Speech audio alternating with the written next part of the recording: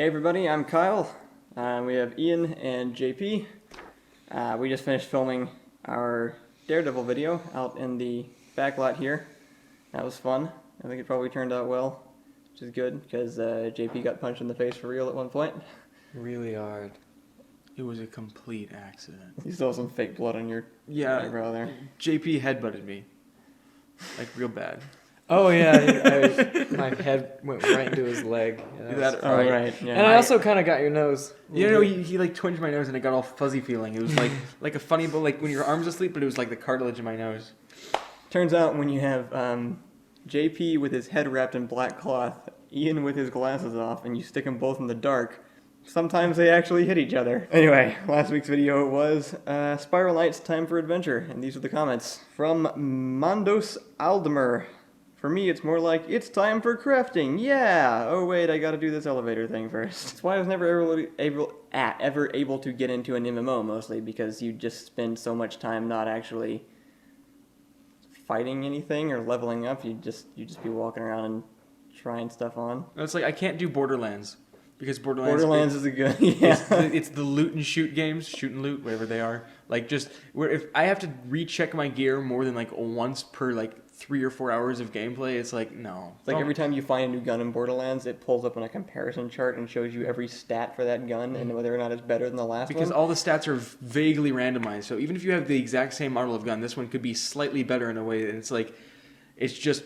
It seems like you're going to run through and just gun down a bunch of people, but then you end up stopping every group and you're like, okay, how's this gun? No, I feel it's a lot like how, like, my sister's always enjoyed going and trying on clothes. It must be very similar. Yeah. Speaking of JP not knowing things, he actually hasn't seen the Daredevil show yet, as of this shooting. I got punched in the face over something I have no knowledge of. You've never actually watched an episode. I have a giant bump on my chin right it's called here. A chin. I have like a third chin, like Third cleft. like a third cleft. That's what I was looking for. I have like a third clove in his chin. Chaotic Arrow.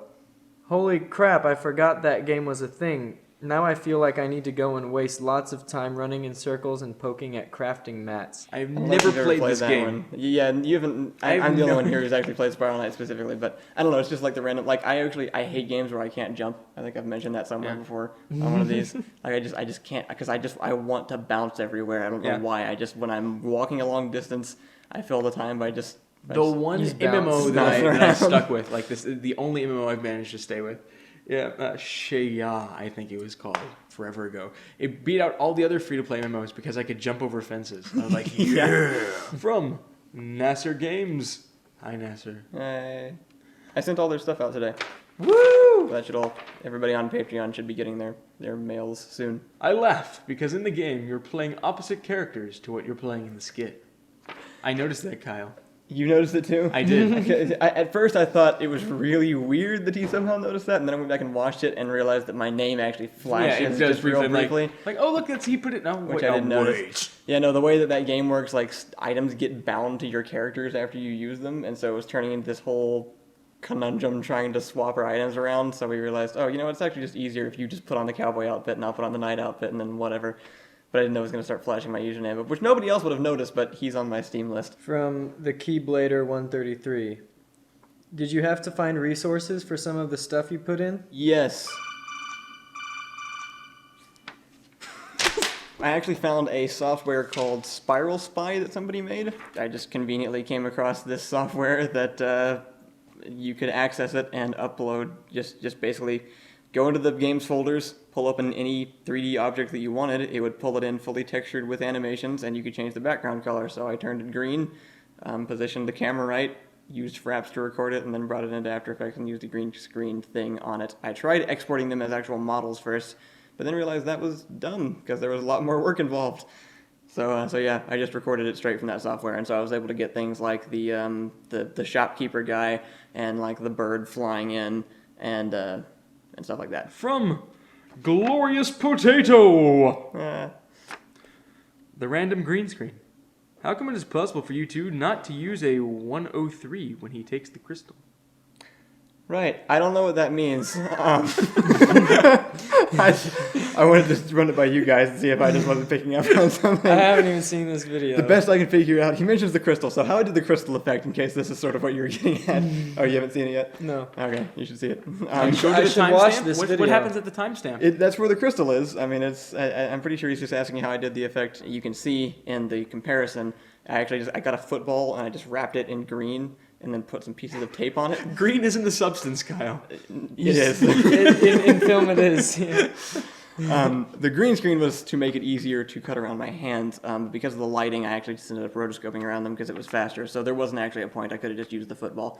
But it was just to have something that I was holding and then make it easy to track. And so I just motion tracked it and then using that same software, recorded the crystal and then just rotated it slowly just by clicking and dragging. And then just sped it up, made sure it was rotating at the same pace that I was and tracked it along with my hands. And it turned out really well, actually. I don't work 3D stuff into scenes very much yet, and even now I don't. I cheated. Okay, from Pukoku. I think he's new. Oh, he is new, he says so. So these podcasts you speak of, where would one gain access to these? Sincerely, a new fan who doesn't actually do podcasts. So we actually just uploaded all the podcasts to the new website that we also just uploaded. That's a thing. There's a new website. Kyle's going to put a link on his face right now. The new White Lightning HQ website is up, and it's cool, and I spent several months working on it. It's set up in such a way that it should be much easier to update from now on, and we shouldn't ever actually have to rebuild it from scratch again. We can just add stuff to it. Because that's how it works. We say we won't ever have to rebuild it, and that never happens. I mean, I actually have some pretty good reasoning behind it this time. We shouldn't have to rebuild it in the same way that I have in the past. Even if I have to rebuild just like the template, I update one file, and it fixes everything. So all the podcasts are there again and accessible, including the new road trip ones. So you can go check out those there, and we've also uploaded them to a new channel called White Lightning Extras that has no subscribers on it or anything. It's really just for uploading stuff like podcasts or anything that we don't want to just clog up people's feeds with on the main channel. And Kyle's going to link that on JP's face right now. Yeah, there you go. Check out the new website. We're going to have like an ad for the site soon, or we might already have one. I had Ethan record a narration last time he was here. So we'll have like a cheesy made-for-TV commercial ad for that.